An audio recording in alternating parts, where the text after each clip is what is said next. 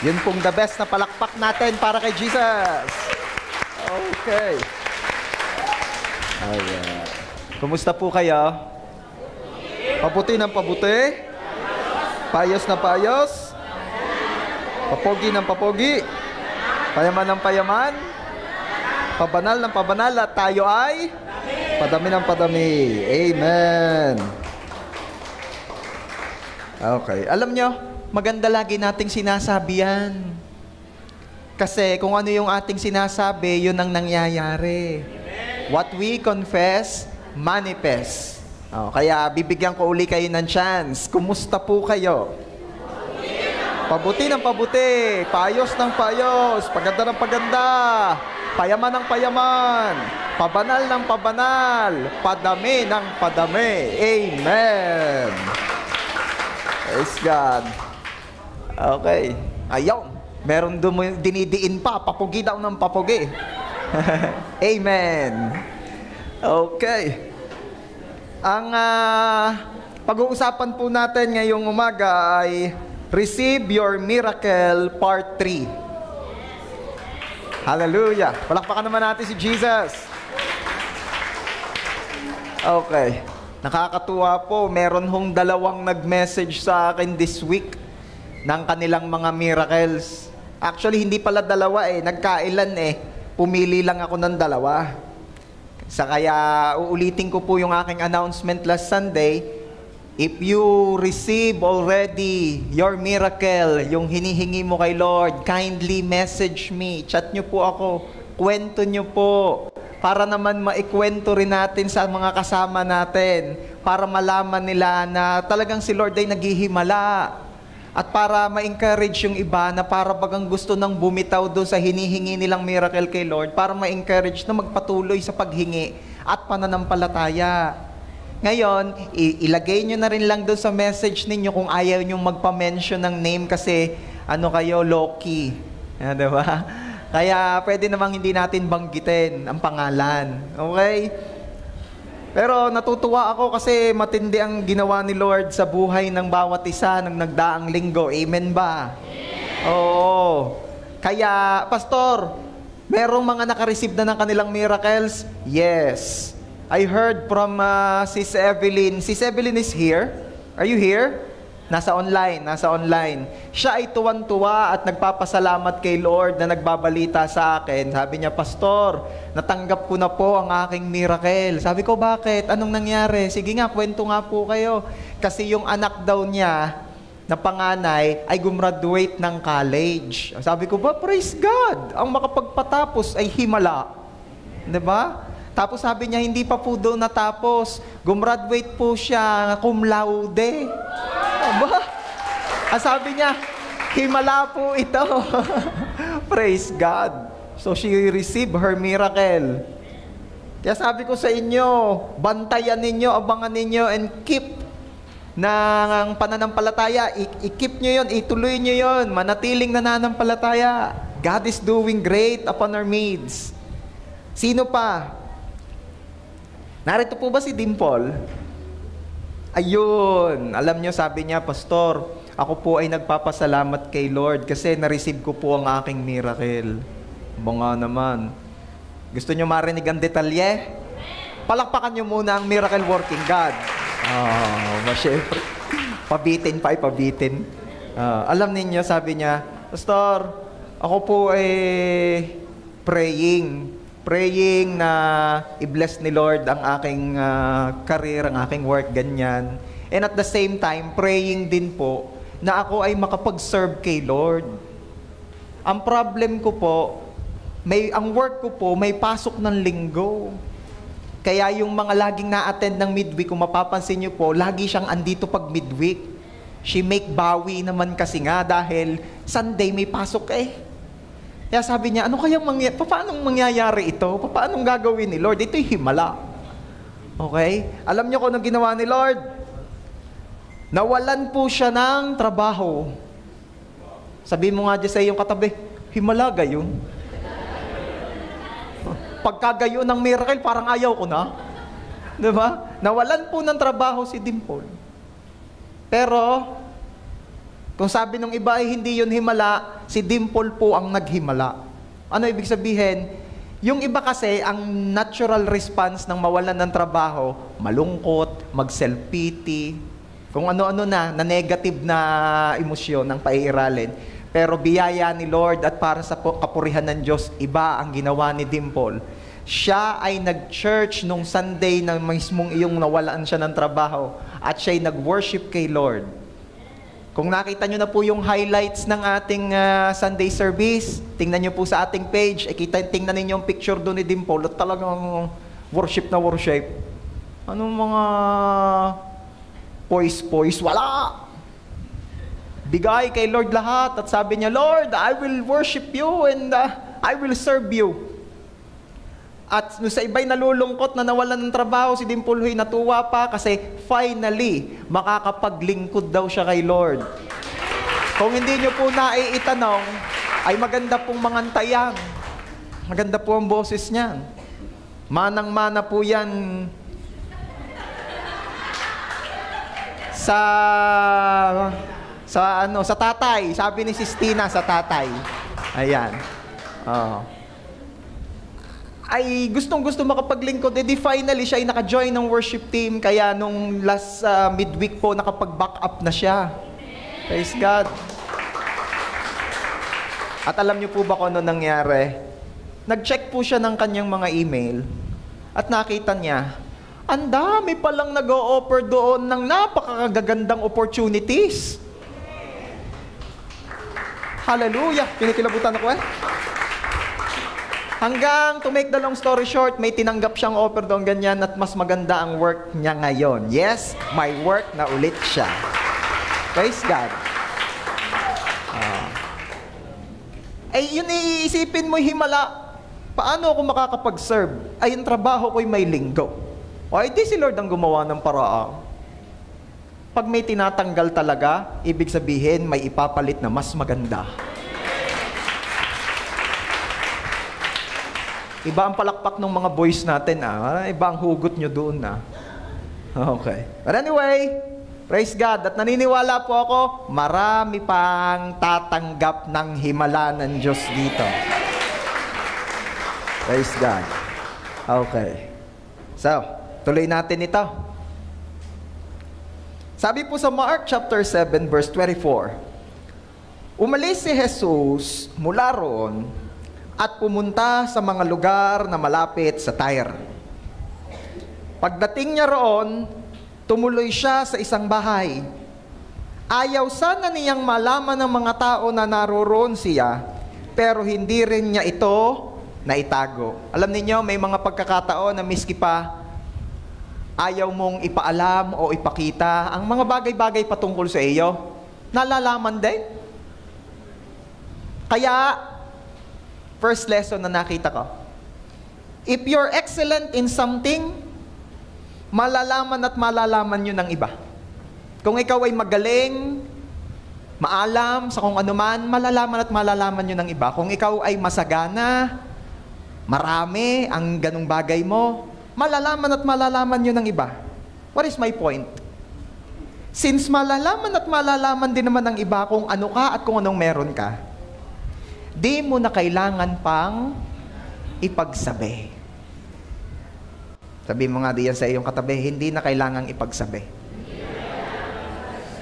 Kaya pala ang sabi ni Jesus sa Matthew chapter 6 verse 3, ngunit kapag ikaw ay naglilimos, huwag mong hayaang malaman ng iyong kaliwang kamay ang ginagawa ng iyong kanang kamay. Ganong katindi. Ganong katindi ang pag-i-encourage ni Jesus sa atin na kung meron kang gagawin, yan ay specific paglilimos o pagbibigay But this is applicable to everything, to anything. Basta't may gagawin kang magandang bagay, huwag mo nang ipamalita. Gaano katindi? Kasintindi na huwag mo nang hayaang malaman daw ng kaliwang kamay ang gagawin ng kanang kamay. Katindi. Pero alam nyo sa ibang version, ang sabi diyan, huwag mo nang ipaalam miski sa pinakamalapit mong kaibigan. Bakit? Kasi nga, lahat po tayo ay nanganganib sa tukso ng kayabangan. Sabihin mo nga dyan sa iyong katabi, kayabangan. Oh, pero wag mong idiin na sa kanya. Pinapasabi ko lamang, ha? Ayan. Kaya iniiwas na po tayo ng Diyos dito. Ayaw ng Diyos na tayo itataas at magyayabang. Kaya ang sabi niya, kung ano man ang meron ka, ano man ang nagawa mo, ay di hayaan mong ako na nakakakita ng iyong ginagawa ang siyang makakita na lamang at magbigay ng reward sa iyo. Dahil sabi ko nga kanina, if you're excellent in something, malalaman at malalaman yun ng iba, di mo na kailangan pang ipamalita o ipagsabi. Sabi doon sa verse, huwag hayaang malaman ng kaliwa ang ginagawa ng kanan. Bakit? Dahil malalaman din naman. Malalaman din naman eh. O ano sabi diyan doon sa verse kanina in Mark 7:24? Ayaw sana ni Jesus na malaman ng mga tao na naroroon siya, pero hindi rin niya ito naitago. Tuloy po natin ang storya, verse 25. Sa katunayan, nalaman agad ito ng isang ina na may anak na babaeng sinaniban ng masamang espiritu. Ayaw, nabalita din, nalaman din. Ang babaeng ito'y taga-Phoenicia na sakop ng Syria at Griego ang kanyang salita. Pinuntahan niya agad si Jesus at nagpatira pa sa paanan nito at nagmamakaawang palayasin ang masamang espiritu sa kanyang anak. So, anong mapapansin natin diyan? Nalaman din naman Hindi ipinagsasabi, hindi ipinamamalita ni Jesus, pero nalaman din naman. Hindi ka sobrang lakas. Okay lang, hindi nag-e-echo o nag-feedback. Parang di na natunog ng kaunti. But anyway, everybody say, malalaman din naman. Kaya hindi na kailangang ipagsabi. Sino po rito yung nakarinig na nung sa kwentuhan, tapos may lumayong isa, sinalubong ka naman at ang sabi, iyon, ang kumpare mo, pinorsisyon na naman. Alam niyo yan, yung term na pinorsisyon? Ano kang ginagawa pag pinoporsisyon? Digay, ipinakikita, itinataas at iginagala. Sa madaling salita'y ipinamamalita, ipinakikita. At yun madalas naririnig ko sa mga kwentuhan pagka meron ng sumusubra na. Ang imikan na ng mga kasama iyon, ipinorsisyon na ang sarili. Yeah. Ang ibig sabihin, itinataas na naman ang sarili. Sino po rito yung natutuwa na ang kasama ay mayabang? Yung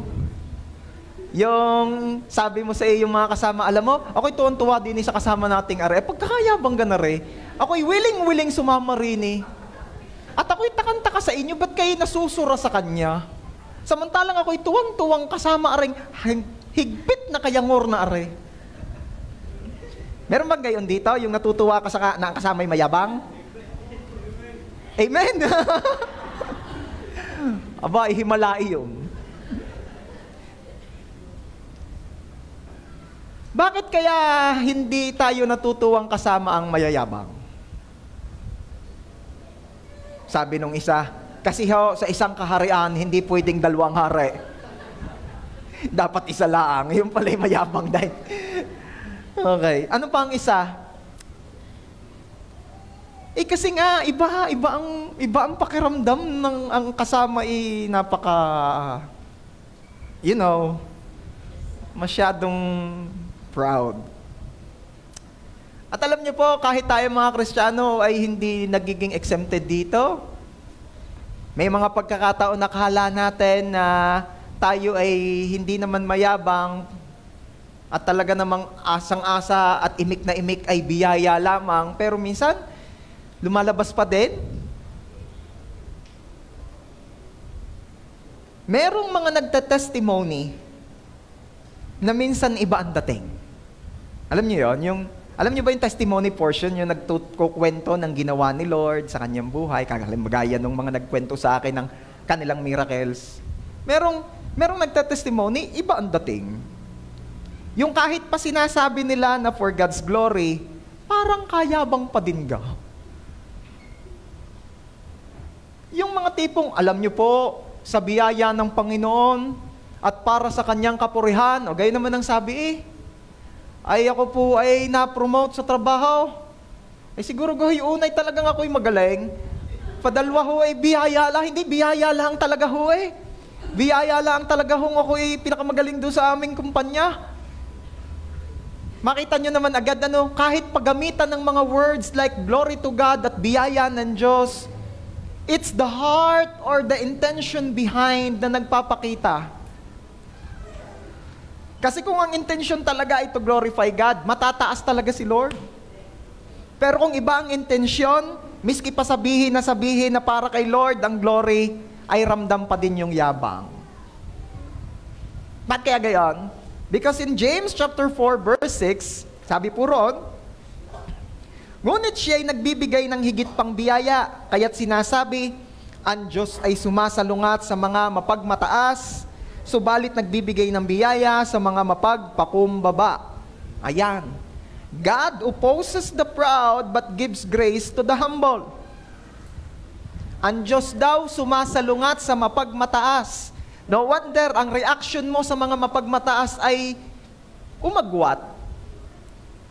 Dahil kahit si Lord, sa kanila sumasalungat. At ano naman daw ang ginagawa ni Lord sa nagpapakumbaba? Binibiyayaan. Kaya church, malapit at nararanasan ang himala ng mga nagpapakumbaba. Ayan. Kaya biyaya po ng Lord, tayo pong lahat dito ay magtutulungan na makapamuhay ng may kapakumbabaan. Sabi nga, ang pagpapala daw ng Diyos parang tubig ulan. Hindi yan tumitigil sa mataas.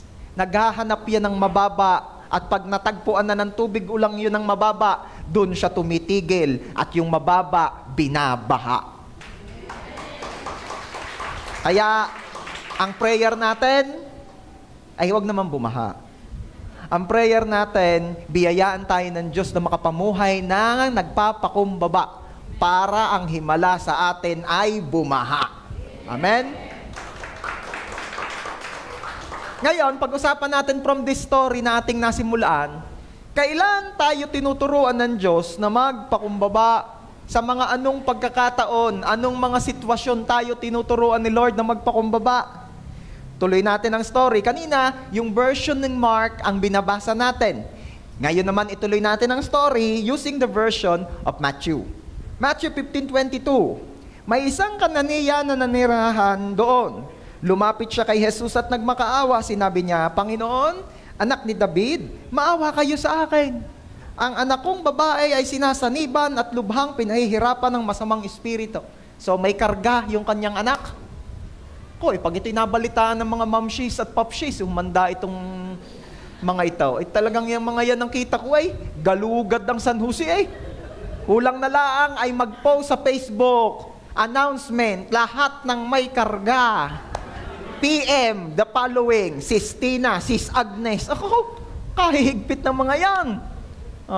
Kung walang service, Brother Erwin, matitindi. At biyaya ng Lord, ang daming nawiwin Praise God. Pero tutuloy natin yung kwento. Wala pa kasi sila nung panahon ngayon Kung ang mga yan naririto na, wala na masyadong trabaho si Jesus. Pero ituloy natin yung kwento. Ay di ito daw babae, lumapit kay Jesus, nagmamakaawa. Ang problema, siya ay hindi Hudyo. Sabihin mo nga dyan sa iyong katabi, hindi daw Hudyo. At alam naman natin, din sa Bible, pagka hindi Hudyo, ang tawag ay hintil. Hindi siya priority. Dahil ang priority ni Jesus by that time ay ang anak ng Israel. Yung mga Israelites, yung mga Jew, yun ang priority niya. Sa madaling salita, itong babaeng nagmamakaawang ito na may karga daw ang anak, hindi priority ni Jesus. Tuloy natin ang story. Nakita natin doon, ang anak kong babae ay sinasaniban at lubhang pinahihirapan ng masamang espiritu. Siya'y nabapit kay Jesus at nagmamakaawa. Pero ano nangyari susunod? Verse 23. Pero hindi sumagot si Jesus. Sabihin mo nga, hindi sumagot si Jesus. Pag hindi sumasagot, anong nangyayari dyan? Hindi pinansin ni Jesus. Snub pala si Jesus. Sabi mo nga kaya dyan sa katabi mo, snob pala si Jesus. Hindi siya snob. Mamaya, malaman mo kung bakit ganyan. Ngayon, ang pinag-uusapan natin, kailan tayo tinuturuan ng Diyos? Sa mga anong sitwasyon tayo tinuturuan ng Diyos ng pagpapakumbaba? From this story, kuha tayo ng aral. Number 1, when someone ignores you. Ano ang magiging tugon mo kapag hindi ka pinapansin? Ano sasampigahin? Napakatapang mo naman. Sino may sabi no? Ano ang iyong magiging tugon pag di ka pinapansin? Ano ang magiging reaction mo? Ano mararamdaman mo? Masaktan naman agad. Yan na nga baga ang sinasabi. Sabihin mo nga, pride. Go away. May sasabihin ako sa inyo. Di naman kailangang laging kapansin-pansin. Kaya tayo nasasabihang KSP. Ano ibig sabihin KSP? Anong kulangot sa pader? Kulang sa pansin. Kaya tayo nasasabihan kasi hindi naman talaga kailangang lagi kang mapansin. Kailangan ba yan? Need ba yan? Hindi naman Lumala lang yan nung nagkaroon nga nung pumasok tayo sa digital era. Lumala lang yan nung parang nakakalungkot na yung post mo, wala mo lang nagpupuso. Pero noon naman walang ganan. And actually, yung iba, ayaw talaga nilang sila ay napapansin. Sabi nga nung iba, nilagay ko dyan sometimes, it's better to fall off the radar. Itago nyo na, pinipicturean nila. Hindi, joke lang. Ano ibig sabihin niyan? Sinong nakarinig na niyan o nakabasa na niyan? Minsan daw, mas maigi pa na ikaw ay hindi nase-sense ng radar. Ano ibig sabihin? Mas maigi pa minsan hindi ka napapansin. Tama.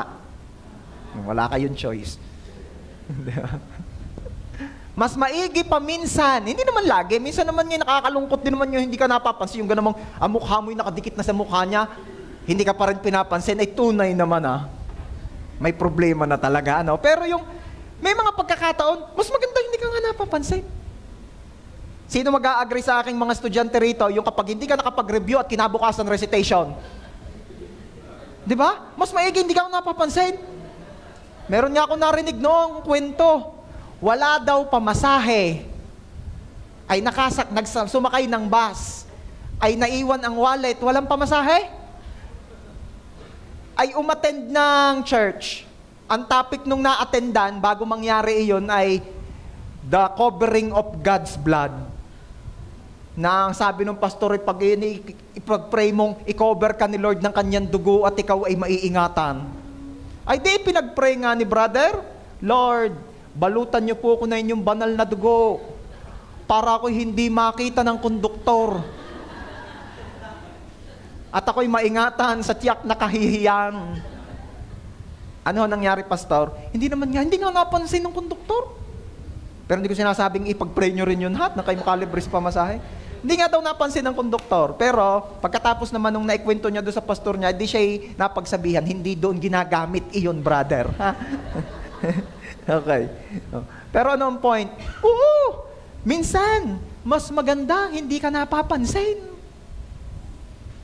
Alala ko nung ako'y college, hindi po talaga ako nag-submit ng index card sa algebra. Hindi ako natatawag. Nung napansin na ho ng aking prof, sabi sa akin, Mr. Timbaul, Pao, bakit ikaw? Wala ka pala din Wala ka palang index card din Ay, wala nga po ata. Ay siya, anong usapan natin? Pag walang index card ay kakanta. Ay sabi ko siya, kakanta lang pala, hindi kakanta na. Kaysa ako ay mapasagot sa algebra. At pagkatapos ko kumanta, ang sabi ho sa akin ng prof ko, Next meeting, magdala ka na ng index card. Hindi pwedeng kakanta ka uli. Ayun. At pagkabigay ko ng index card ko the following meeting, tinawag na rin ako. Okay, Mr. Timbal. Yun na, ayos. Anong point ko? Sometimes it's better to fall off the radar. Bakit? Pagdami ng matang nakakakita sa iyo, ay sa malamang pagdami ng pusong maiinggit sa iyo. Kaya paminsan-minsan ay pinipigil din yung mga ipinopost sa Facebook, yung kayo nakain sa labas, yung kayo ay namamasyal. Pag hindi mo mapigil, sige, post mo. Pero minsan-minsan pigilin din naman, lalo kung lagi ka namamasyal, lagi nakain sa labas. Minsan-minsan lang mag-post. Yung magagandang okasyon na lang, piliin mo. O kaya, i-story mo na lang para after 24 hours mawala na. Meron din namang ibang hindi mahilig sumilip sa story. Meron din naman lagi tinitingnan ng story mo. Pero ang point ko, pag dami ng nakakakita sa atin, pag dami ng pwedeng mainggit, pag dami ng pwedeng mainis, subject sa misinterpretation. Alam mo yung nag-post ka ng garin nakita nung isa, yata yung iyong inaano dyan malay ko. So, it's better to fall off the radar. Naalala kong kwento nung, alam niyo nakakatuwa yung mga businessman na Chinese. Sinong may kilala ritong, o may friend ka na Chinese businessman? Huwag ka lang mahiya, at yun naman hindi namin kikidnapin. Pero ito ang nakakatuwa sa kanila. Sabi nung isang businessman na Chinese sa kanyang anak, "Anak, huwag kang masyadong papansin at pasikat. Kasi nga naman, laging inilalabas yung mga mamahaling sasakyan, dinadala sa school, nililibre mga kaklase." Di ba? Alam ko, parang minsan wag na nga. Okay. Ay, sabi nung ama, "Huwag kang masyadong papansin at pasikat, anak." Nagagalit yung anak, "Bakit ka, tatay? Sadya naman blessed tayo Sadya naman ganito tayong kaayos. Bakit gano'n ang problema ninyo?" Sabi ng ama, "Huwag kang masyadong papansin at pasikat. Nagpapakidnap ka ba?" Yun pala ang point nung tatay doon sa anak niya. "Ba't ka masyado kang papansin? Gusto mo bang makidnap? Masyado kang pabibo?" Oo nga naman. Kaya kung may kakilala kang masyadong pabibo, ay di sabihin mo, paalalahanan mo huwag kang magpapakidnap Ayan. "Pastor, wala man makukuha sa akin." Kidneys. Sasabihin walang makukuha sa iyo. Kang pakalat-kalat. Okay. Man by nature ay self-centered. Sino nga amen? Kantina. Sabi ko po, man by nature ay self-centered. Talagang yan ay by nature, ang tao, sarili ang iniisip. Kaya kapag dumating ka na doon mula sa self-centered into God-centered at ang ibang iniisip na ikapakanan ng iba, miracle na yan. Man by nature ay self-centered. Napaka-insecure sa itsura at sasabihin ng iba. May kilala ba kayong yung maya't maya ay napunta sa CR at nananalamin? Kaya minsan natatanong mo na ano ka talaga ipinunta mo rin sa church? Mag-church o manalamin? Ano pa? Maya't maya ay natingin sa cellphone at pag sinilip mo'y naka-front cam. At anong ginagawa? Gayon ng gayon.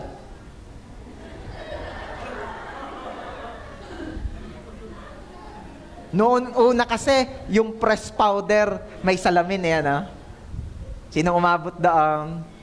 Sino yung hanggang ngayon gayon pa ang gamit?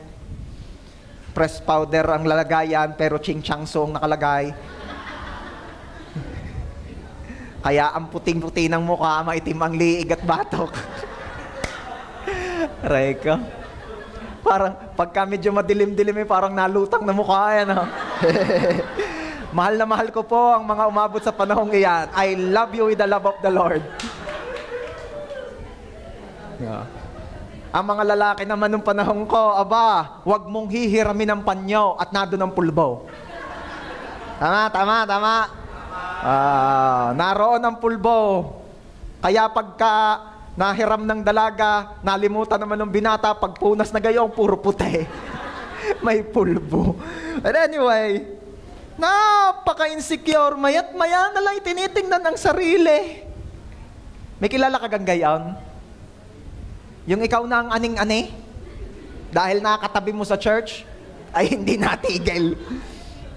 Ano? Ngali-ngali mo na, ay maganda na! Sobra na nga! Okay. Pilit kinukuha ang approval ng iba. Ito, maganda rin ito. May kilala ka gang ganito. Yung nagmumukhang pupunta sa Christmas party dahil lahat ng suot ay bago at binibida pa. Naalala niyo yung mga panahong yaw, ako'y aminado talagang pagka magki-Christmas party nung elementary at ang suot ay luma, parang ako hindi masaya. Parang ako hindi proud. Pero pagka Christmas party na ay talaga namang suot lahat, di ka? Bagong t-shirt, bagong pantalon, bagong sapatos, bagong relo. Buwan naman, nailaw pa ang sapatos. Tapos bubuhos ng kaunting coke at para agit-itan sa sahig. Siya ka! Original na tunog. Simple joys ng mga kabataan noon. Mark, ikaw kayo nakapagpatunog din ng sapatos, no? Sabi ko na sa inyo eh. Pero marunong kang mag-vertical. Hindi rin ako natuto noong balay. Ako tumisting ako noon, sugok. Hindi ko na sinabi sa amin, buti hindi na balayan. Sugok ho ako eh. Okay. Ay nagmumukhang attend na Christmas party. Ang masama nito ibinibida pa. Wala nang napansin, wala nang sasabihin, ay bago ray. Hindi man iimik ng gayon, di iniingit-it nga, iniit-it ang sapatos. Ay! Sino ho rito yung kapag ka nasa SM kayo at pupunta kayo doon sa CR, ay pinaagit-it ang sapatos. Yan na. Nakaw. Talaga naman. Sabihin nga nating lahat, yabang, labas! Huwag mo ibigay sa katabi mo, dodoble. Lalo, ay yung ginawa nung isa kita ko, yabang, labas! Nag-level up tuloy ang yabang lalo nung isa. Ay, kat yan. Ano pa? Ay, hindi na kailangang ibida. Naalala ko po nung unang-unang meet up namin ni Pastora. Yeah naman. Sinong makakahula kung saan kami unang-unang nag-meet up? Hindi sa church, umay na eh. Lagi na lang sa church eh. Lagi na lang pag doon, hi sis, hi bro. Lagi na ganun. Pag sa labas na, hi, ishi. Sino makakahula saan kami nag-meet up? Hindi po fast food. Saan? Saan? Sa park? Bago naman nyo, makaambon. Lumian! Huwag naman kayo, sobra naman. Linggo-linggo na nga naroon. Okay. Wala po kasing SM noon eh. Sa Robinson. Diba? Doon kami unang nag-meet. Sa itaas, sa tapat ng department store, sa tapat ng fountain. Sheesh! Huwag niyong palalabasin, ha? Doon kami unang nag-meet. Ay, naka-uniform pa yan. Naka-uniform ng pang-nurse. Sa Lyceum, kulay gray. Ako naman ho noon ay working student. Di ako nakakapagbihis ng casual at dahil ng napapawis. Ayun. Ay, nag-sale ho sa bench. Bumili ho akong t-shirt. Bagong t-shirt ko. Ay di, tinitingnan ko kung mapapansin, kung pupurihin. Ilang minuto naman ho kami nag-uusap eh. At may binili lang ang mga kaklase niya, ang kailangan nila sa duty, sa ospital. Ako naman sabi ko, ay pupunta kayo. Siya, sige, tatagpo ako. Akala ko na may magkakaigi. Eh di, tinagpo nga lang ako doon, nakipag-usap ng ilang minuto, tapos umalis na. Sabi ko, wow, first date, ayos. Hindi ho nakikipag-date si Pastora pa noon dahil siya estudyante pa. Eh, Pastor, tayo muna. Pastor, ba't kayo ulot na ulot? Kaya nga, si Pastora nga ang mabait, ako hindi masyadong mabait. Yun. Ang point ko ito, hindi man lamang napansin ang bagong t-shirt ko.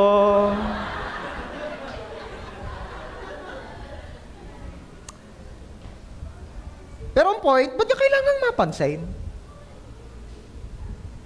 Bakit?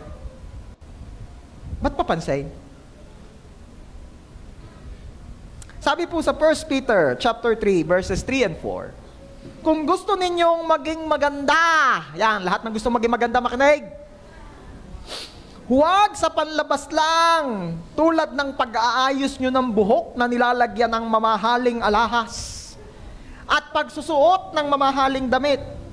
Sa halip, verse 4, pagandahin ninyo ang inyong kalooban. Iyan nga bagang sinasabay. Ang mabuting pag-uugali na hindi nagbabago. Maging mahinhin kayo at maging mabait. Ito ang mahalaga sa paningin ng Diyos. Ayun. Sabihin mo nga dyan sa iyong katabi, lalo na kung babae yan, yun daw ang mahalaga sa paningin ng Diyos. Wala pala yan sa buhok o sa style ng buhok. Wala pala yan sa style ng damit o kung anong tatak ng damit. Miski pa ang tatak ng damit mo'y markapin niya. Basta yan ay buo at malinis, walang problema. Naalaala ko ang ibang youth nakakausap ko, ba't wala ka nung linggo? Wala hong maisuot. Ha? Paano walang maisuot? Eh siguro kay ayaw mag-ulit ng damit, naisuot na nung linggo, ayaw ulitin. Okay. It doesn't matter. Ang mahalaga, tanggap ka ni Lord. Ang mahalaga, ayos ka sa paningin ng Diyos.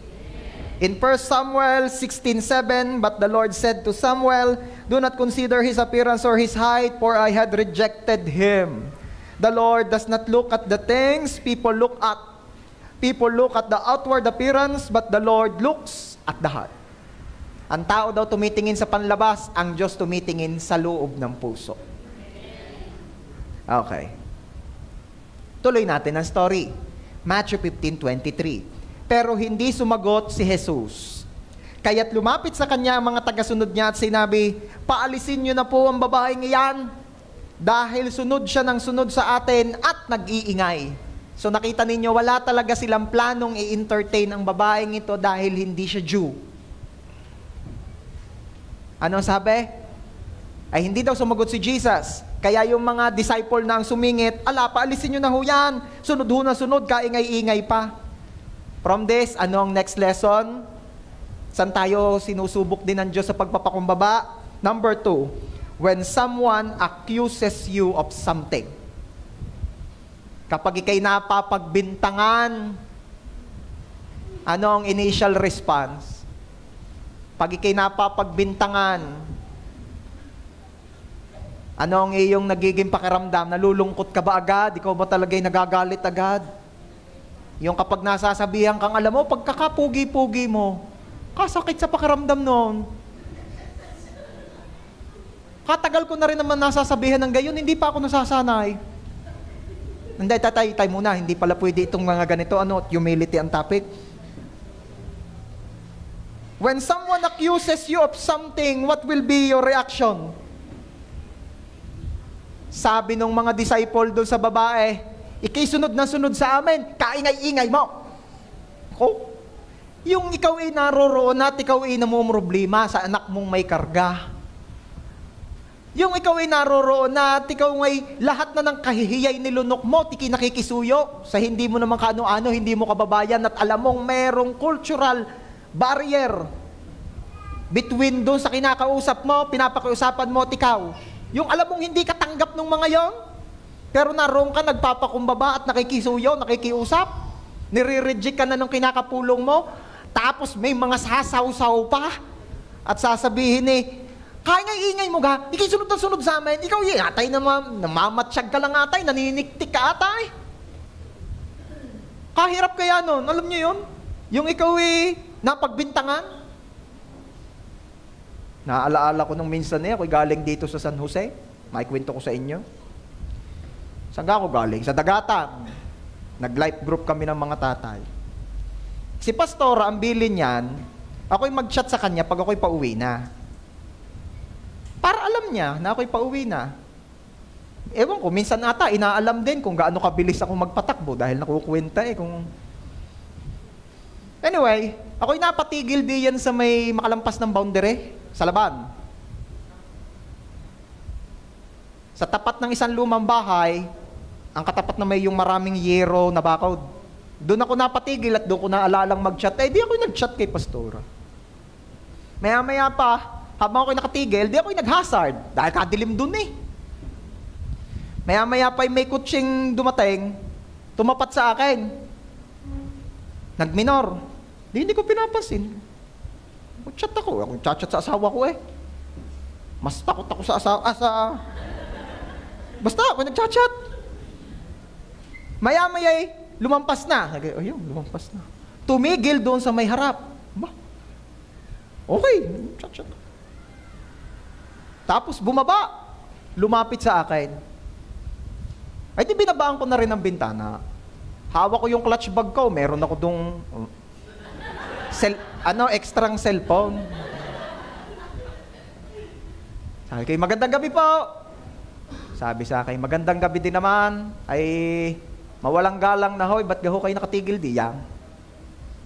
Sabi kayo, ako nag-chat sa aking asawa. Pinakikita ko pa nga ang chat namin. Yung I love you pa Pauwi na ako.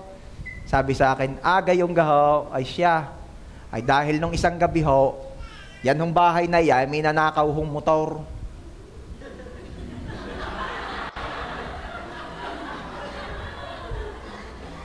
Tinignan ko yung bahay.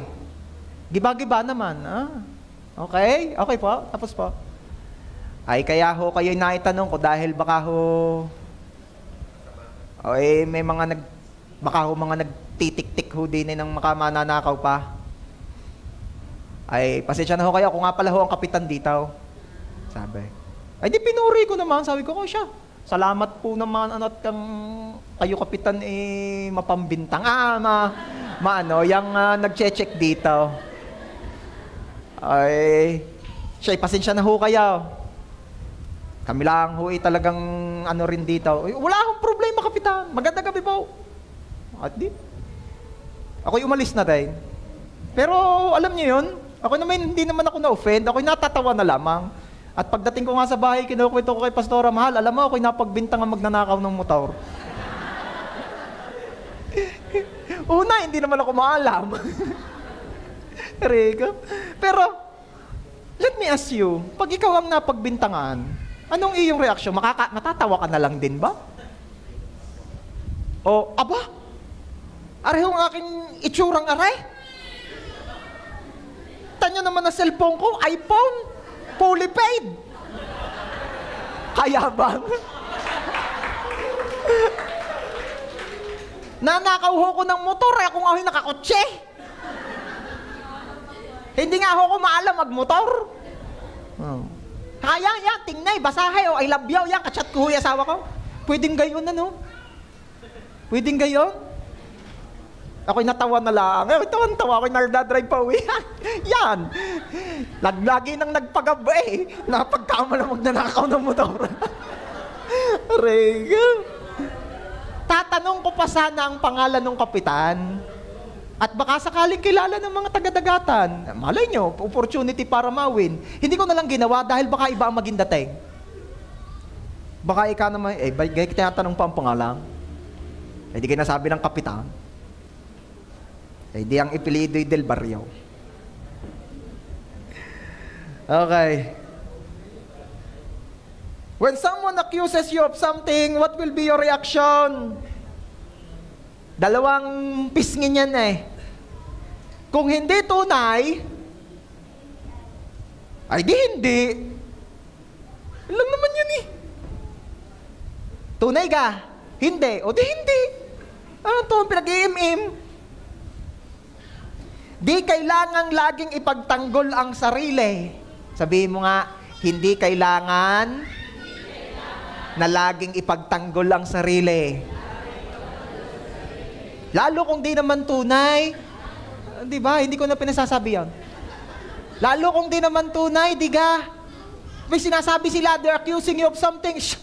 Talk to the hand. Hindi naman tunay eh. O di wala kang gagawin, wala. Eh yung iba eh, pag gayon, ay nahihinaan, huwata sa akin eh. Yan ang baga. Patay na yan, patay na. Ba't ganabangon na naman sa hukay iyan? Yung dating ikaw, patay na yan. Sabihin mo nga dyan sa katabi mo, patay na yung dating ako. Patay na yung dating maiinitin ang ulong ako. Patay na yan. Ha? Kaya kapag umiinit ang ulo ng asawa mo, sabihin mo, patay na yan. Ano naman ang sasabihin ng asawa mo sa iyo? Wag na, ayoko na magsabi.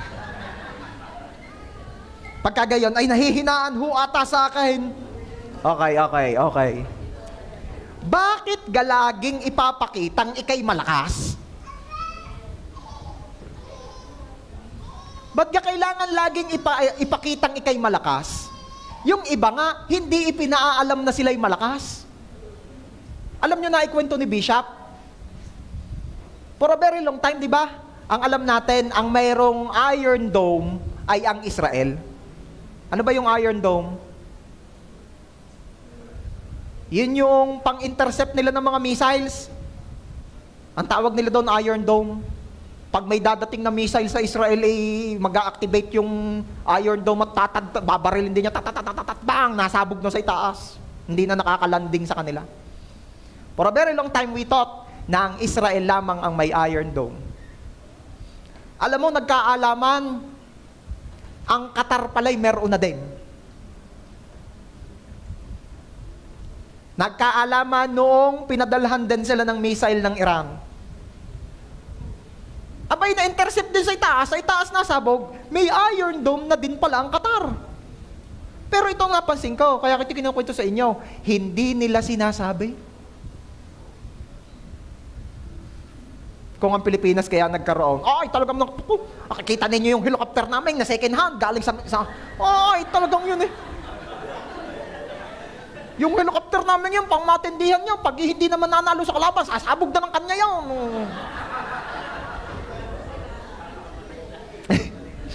Hindi tayo gayon. Ang Pilipinas ay pinagpalang bansa. Ulitin ko ha. Meron na ang Qatar na Iron Dome pero hindi nila sinasabi. Hindi nila ipinakikita. Ang point ko ay bakit galaging ipapakitang ikay malakas? Di naman kailangan lagi ipakitang ikay malakas eh. Yan yung mga nang bibintang sa akin, nahihinaan nata sa akin, naliliitan nata sa akin. Hindi mo kailangan laging ipakitang malakas. Ang tunay na malakas, hindi ipinagmamalaki ang kanyang kalakasan. Come to think of this church. Si Jesus ang pinakamalakas, pero di yun ginamit para ipagtanggol ang kanyang sarili. Hindi pinagtanggol ni Jesus ang kanyang sarili kahit meron siyang lakas na napakatindi. Tapos tayong may kaunting alam na kaunting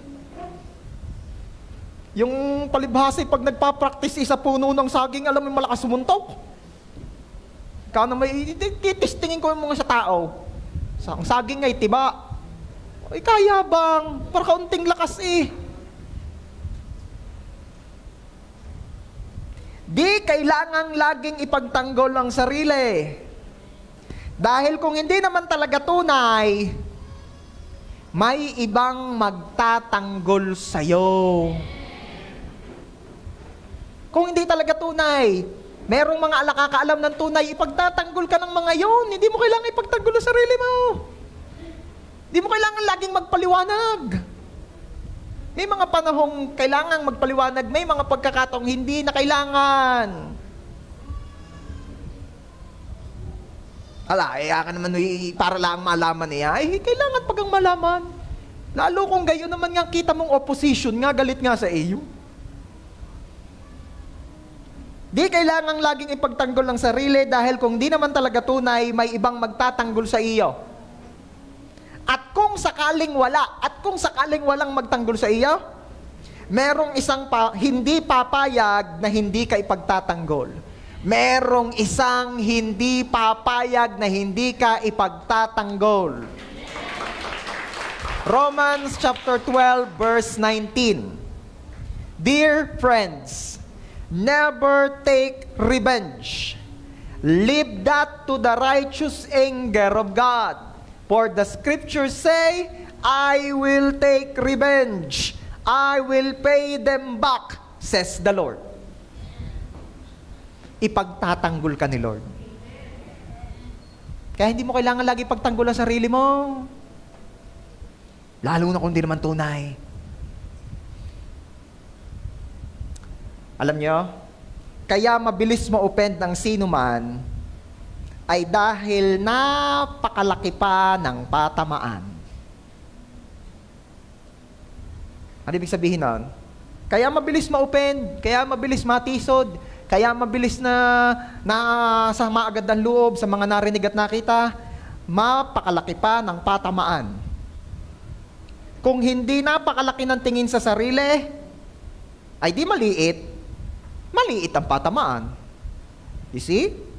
Hindi sila mabilis ma-offend.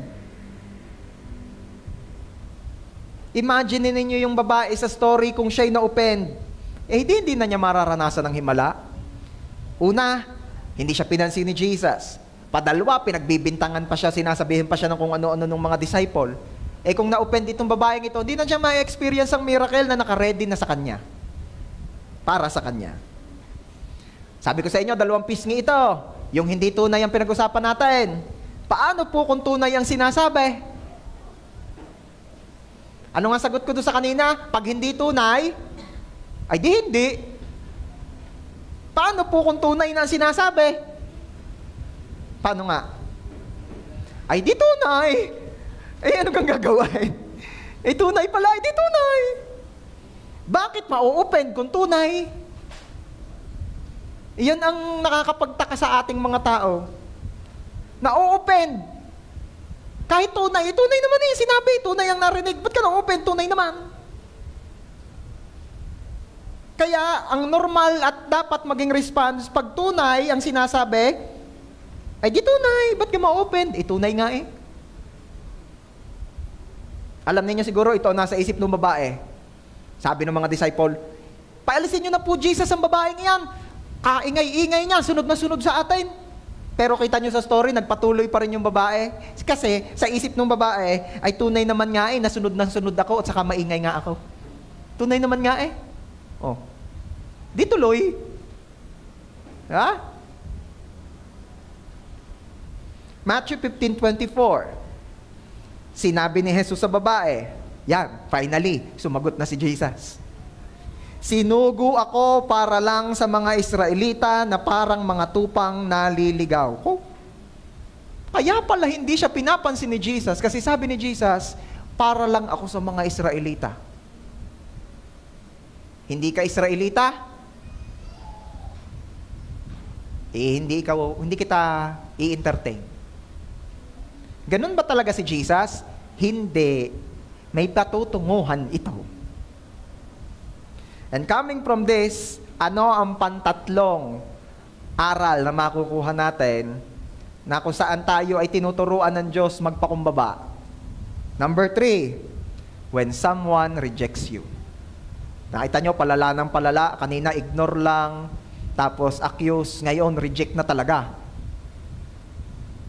Hindi na nagkakaalaman kung makakapagpakumbaba pa rin. Kasarap namang mambaoy din Pag yung nire-reject ka, masarap na mambaoy din Yung ika mo naman, lahat after all. When someone rejects you, what will be your response? Meron akong kwento. Meron nung isang mag-ina na nakatira sa isang bahay at sila ay parehong Kristyan. Kinaumagahan ng linggo, maaga-maaga, ginigising po ng ina ang kanyang anak. Sabi, "Anak, gising na, mag-church tayo." Sumagot yung anak, "Ayaw ko inay ng mag-church." Sabi nung anak, "Aba, ay bakit naman hindi anak tayo mag-church?" Sabi nung anak, "Ayaw ko na mag-church, inay. At ito ang aking dalawang matinding dahilan." Ilan daw dahilan? Ilang daw dahilan? Dalawang matinding dahilan. Ang una, ayaw ko sa kanila. Ayaw daw sa mga kasama sa church.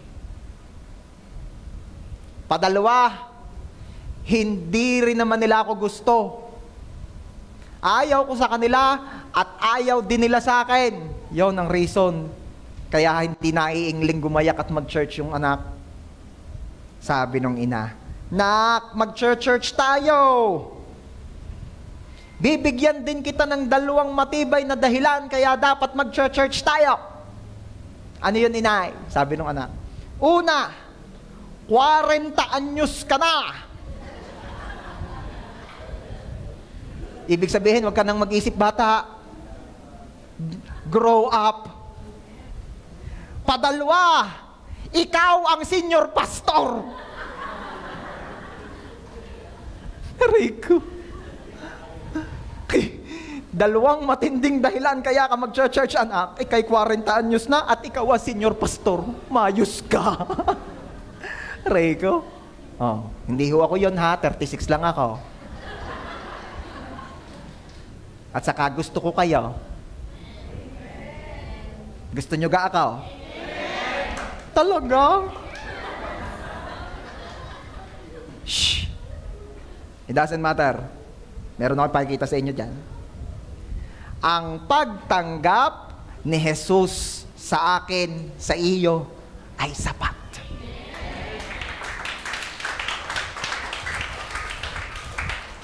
Maging taglay natin sa buhay yan. Kasi hindi mo maiiwasan ang rejection, believe me. Kahit paanong pagpapakabuti mo, pagpapakabait mo, pagiging tapat mo, loyal, faithful, anuman ng term, makaka-encounter ka pa rin na rejection. Si Jesus nga, Diyos na reject pa din. Kaya ang mahalaga ay ito, maunawaan mo na ang pagtanggap ni Jesus sa iyo ay sapat.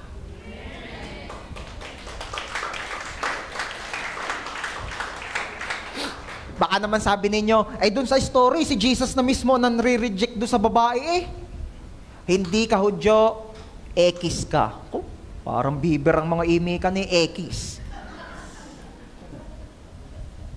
Jesus is not rejecting the woman. He is just testing her. Okay? Minsan, ang hindi pagsagot ni Jesus ay hindi nangangahulugang no. Baka naman kasi minsan, ang hindi pagsagot ni Jesus ay nangangahulugang tingnan natin kung anong susunod mong gagawin. Are you there? Matthew 15:25. Pero lumapit pa ang babae kay Jesus at lumuhod sa harap niya at sinabi, "Panginoon, tulungan niyo po ako." Na-reject na ha, na once. Pero nagpatuloy pa rin sa paglapit kay Jesus yung babae. Tuloy natin yung story. Matthew 15:26. Sinagot siya ni Jesus sa pamamagitan ng isang kasabihan, "Hindi tamang kunin ang pagkain ng mga anak at ihagis sa mga aso." Pasakit na ng pasakit ito. Una, hindi nasagot. Hindi mo malaman kung ayos kayo o ano baga. Tapos, na-accuse ka pa ng mga kasamahan. Di naman sila ang kapulong, sila mga pandali ng imik. Tapos, na-reject ka na for the first time, hindi talaga are, hindi kita kasama, hindi kita kilala. Eto na matindi. Yung pang-apat, sinabihan ka pang asaw. Ano sabi ni Jesus?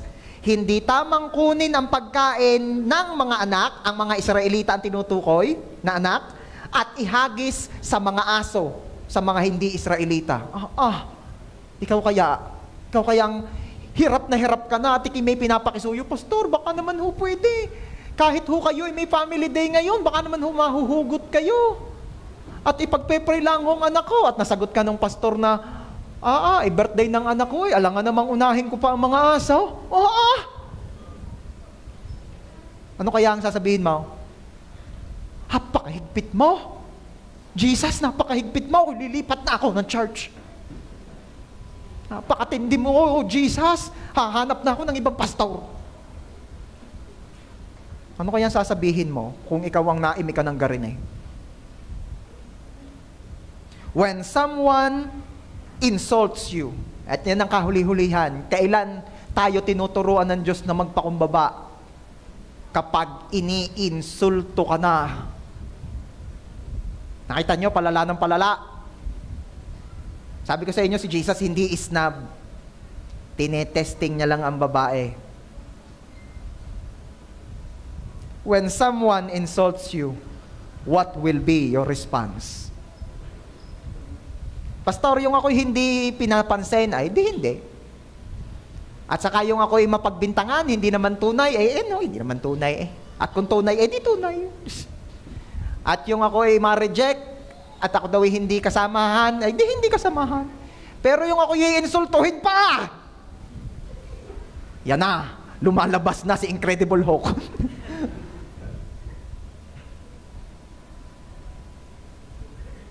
Mananatili kaya ang kapakumbabaan? Isa na nag-amen. Ano kaya ang isasagot ng babae din Matthew 15:27. Sumagot naman ng babae, tama po kayo, Panginoon. Tama daw Tinanggap tinanggap. Tama po kayo, Panginoon. Pero kahit mga aso ay kumakain ng mga tirang nahuhulog mula sa mesa ng kanilang amo. Ay matindi na aray.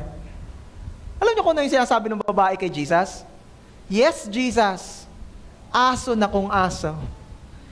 Pero miski ang mga aso ay may karapatang mamulot ng laglag ng mga anak.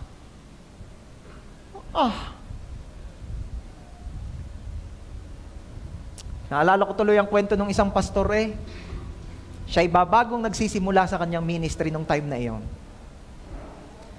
At napalayo siya sa kanyang mentor. Dahil napalayo siya ng assignment na pinagpastoran. To make the long story short, nagkaroon siya ng mga struggles doon sa kanyang church na pinagpastoran. Kaya, minsan, umuwi siya at pumunta doon sa pinanggalingan niyang church to seek comfort and encouragement from his pastor. Kaya lamang sa halip na encouragement ang kanyang tanggapin, ito ang nangyari. Siya ay nabuli ng kaunti at ang sabi sa kanya nung kanyang pastor, ay tingnan mo nga naman, ay talagang gayaan ng mga aso. Pag sugatan na, ay di uuwi sa kanyang mga kasamahan para magamot. Ay yung pastor sugatan na nga at kahigpit naman, pinagkakakagat na nga siya doon sa kanyang pinagpapastoran, bago nag-minister Nagsisik ng comfort and encouragement. Sabos ang ibubungad sa kanya aso. Gayan talaga ang mga aso, pag sugatan na, uuwi sa kanila at para mahimod at magamot ng kasamahan. Ay di sa sama ng loob nung pastor na yun, umuwi na lang sa bahay at sabi, wala. Pero ang nakakatuwa po sa storya ng pastor na yon, hindi siya nanatiling tisod. Ang pagkatisod ay hindi maiiwasan, yun nasabi ni Jesus dahil talagang may mga pangyayaring makakapagpatisod. Pero hindi sinabi ni Jesus na, oo nga at may mga pangyayaring makakatisod, manatili kang tisod. Hindi. Kaya ang sabi naman ng Bible, though the righteous may fall. How many times? 7 times. Siya'y babangon uli. Kaya huwag kang manatiling nakasubsob kung ikaw may natisod. Kay bumangon. And you know what happened to that pastor? Aba, ay biyaya ng Diyos na kapagpatuloy sa kanyang ministry. At siya ay patuloy na nagpapamentor. Kanino? Doon sa nagsabi sa kanyang, siya ay asaw. At nakikinabang ngayon siya sa wisdom ng mentor niya. At siya'y napapagpala at napapagpala ang church na pinangungunahan niya. Anong gusto kong makita ninyo from that story? Church, may mga pagkakataon talaga that the Lord will test us kung tayo'y patuloy na magpapakumbaba. Sabi ko nga sa inyo, ang pagpapala o ang himala ay parang tubig ulan. Hindi sila titigil at mananatili sa mataas. Hahanap at hahanap yan ng mababa. At pag natagpuan na ng tubig ulan, ang mababa, doon siya titigil at doon magbabaha. No doubt about this, you're gonna receive your miracle. Pero, kailangan ng pagpapakumbaba dito. Alam ninyo kung bakit ginaganito ang babae sa storya? Inihahanda siya sa himala. Kaya, huwag kang malungkot kung dumadaan ka sa pagsubok ng pagpapakumbaba kasi inihahanda ka ng Diyos sa himala. Kung merong mga hindi pumapansin sa iyo, dati-rati na may ayos, bakit biglang ayaga rin At hindi mo na rin may paliwanag. Kung merong mga nang-a-accuse sa iyo ng mga masasakit na salita at mga bagay na hindi naman totoo, at yung iba na may totoo, pero mister pag ang idikdik, totoo na nga, pangita na nga. At may mga nare-reject sa iyo, at may mga nang-iinsulto sa iyo, huwag kang malungkot. Forget the pain, but do not forget the lesson. Get the lesson. At kung hinihingi ng pagkakataon at ng Diyos mismong nagpaubayang mangyari yan ay kay magpakumbaba din, be humble. Inihahanda ka ng Diyos sa himala. Inihahanda ka ng Diyos sa himala.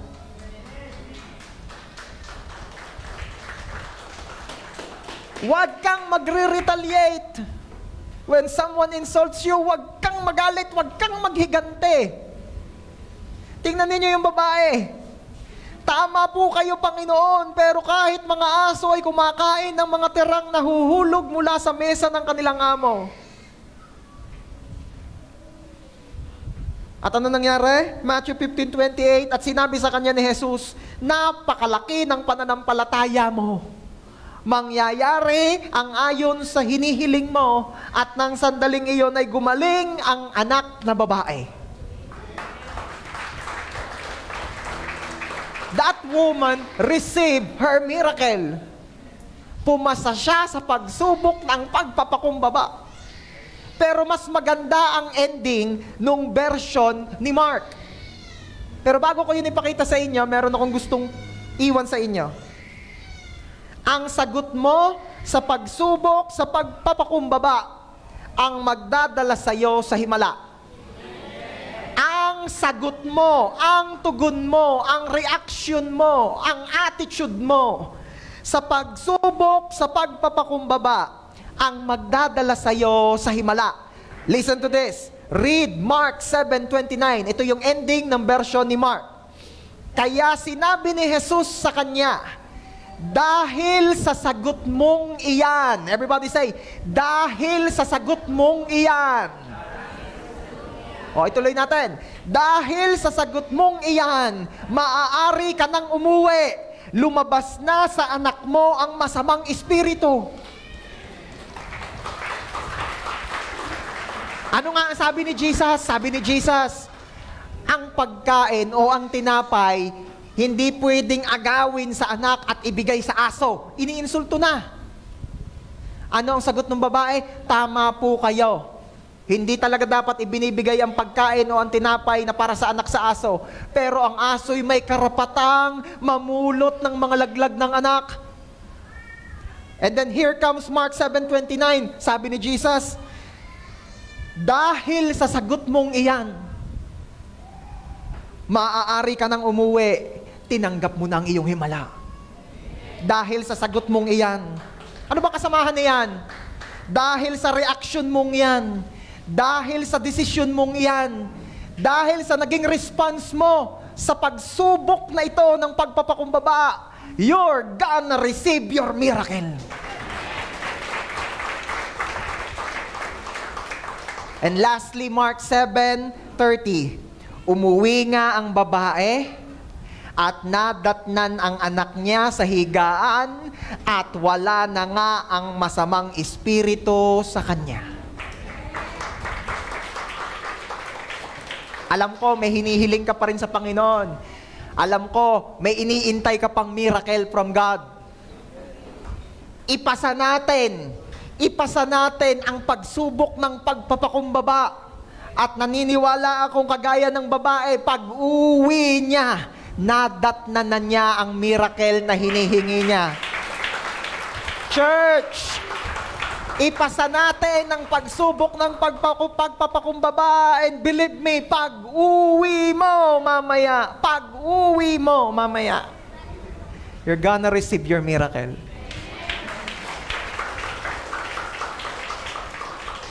Kaya, again, paki-flash nga uli yon.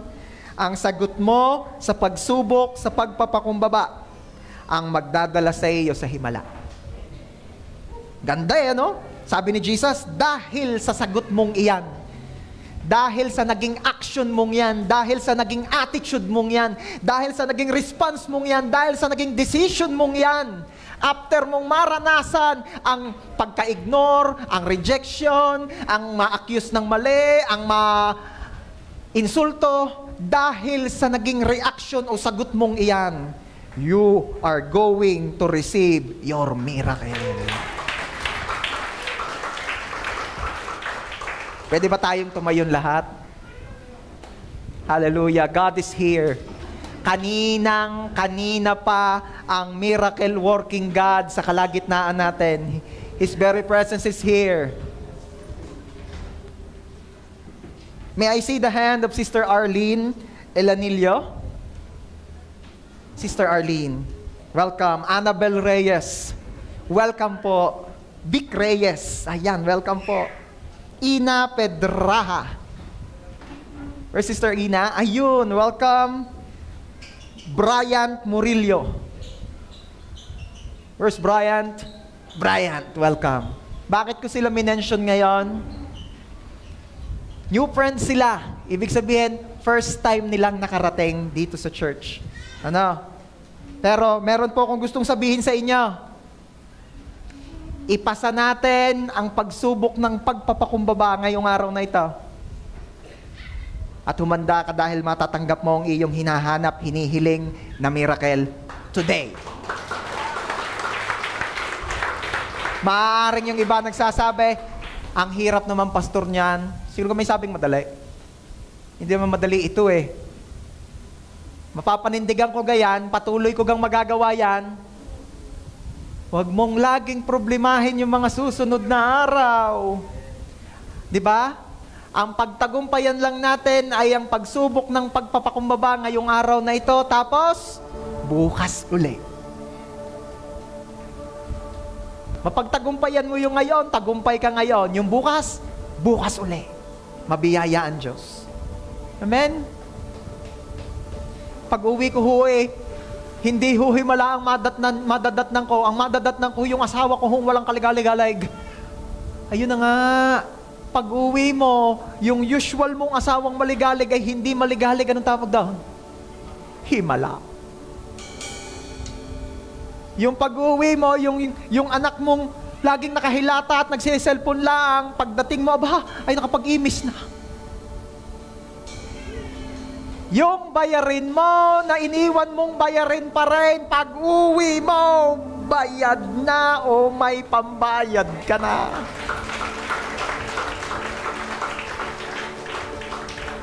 Yung iniwan mong problema kanina, pag uwi mo, nasolusyonan na.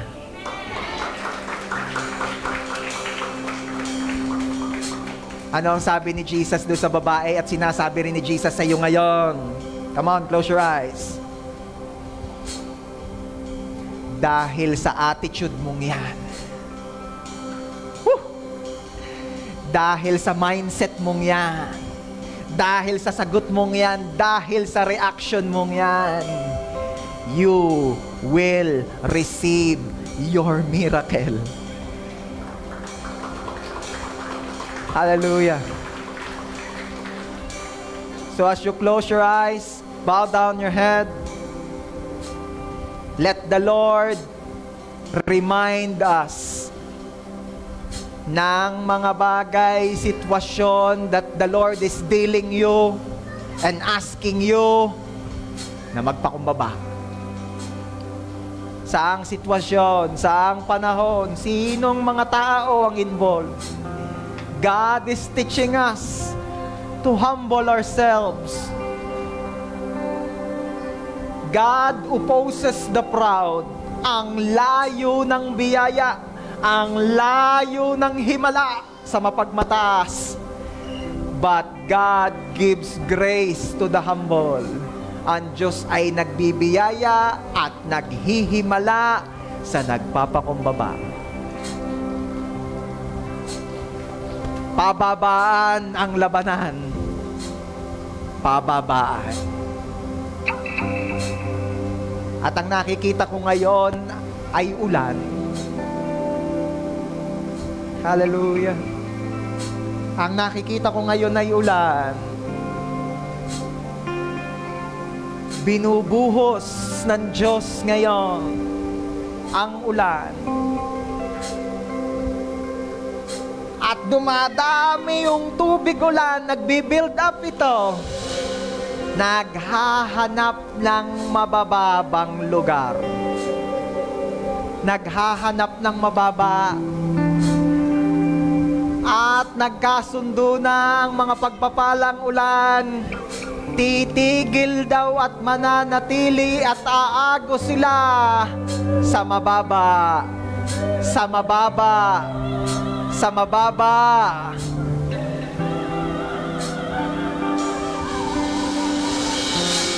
Lord, turuan niyo po kami ngayon.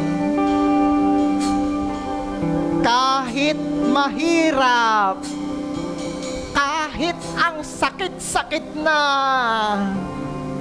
turuan niyo po kami na magpakumbaba. I pray and declare in Jesus' name na ang JA1 San Jose ay pamilya ng Diyos na lagi at laging pinipili ang magpakumbaba at titigilan mananatili sa himala. This we pray in Jesus' name. And everybody say, Amen. God bless you. Sige po, makakaupo na po tayo.